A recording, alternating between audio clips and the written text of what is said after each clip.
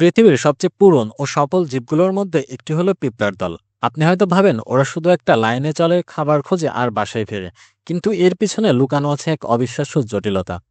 একটা পিঁপড়া একা কিছুই না, কিন্তু এরা একসাথে হয়ে উঠলে যেন হয়ে ওঠে একটা সুসংগঠিত সুপার অর্গানিজম। তাদের মধ্যে যোগাযোগ হয় রাসায়নিক সংকেত দিয়ে, যাকে আমরা বললি ফোরেমন। ধরুন একটা পিঁপড়া খাবার খুঁজে পেয়েছে, সে তখন ফেরার পথে রাস্তার উপর ক্ষুদ্র রাসায়নিক ফোঁটা ফেলে রাখে।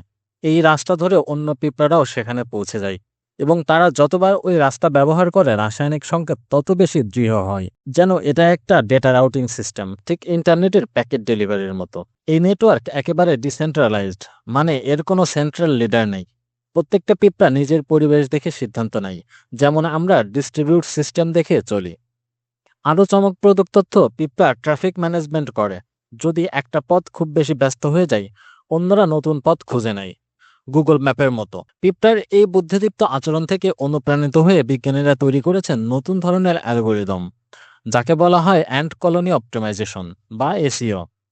এটা আর্টিফিশিয়াল ইন্টেলিজেন্সি বা মেশিন লার্নিং এ ব্যবহার হচ্ছে, যেমন শর্ট রাউটিং বের করতে কিংবা নেটওয়ার্ক সিগন্যাল স্পিড সিমুলেশন করতে ব্যবহার করা হয়। সবচেয়ে বিস্ময়ের ব্যাপার হলো, এই নেটওয়ার্কে চলে কোনো ইলেকট্রিক বা তার ছাড়াই, শুধু রাসায়নিক স্পর্শ আর শারীরিক আচরণ দিয়ে। পিঁপড়ার এই স্বয়ংক্রিয় সিস্টেম, যেখানে প্রত্যেক নিজের ভূমিকা জানে আর টিমওয়ার্ক দিয়ে অসম্ভবকে সম্ভব করে তোলে, এটা আজকের মানব প্রযুক্তির চ্যালেঞ্জ জানাই। আমরা যাকে সুপার কম্পিউটার বলি, পিঁপড়ারা সেটা হাজার হাজার বছর ধরে শুধু টিমওয়ার্ক আর আচরণ দিয়েই করে আসছে।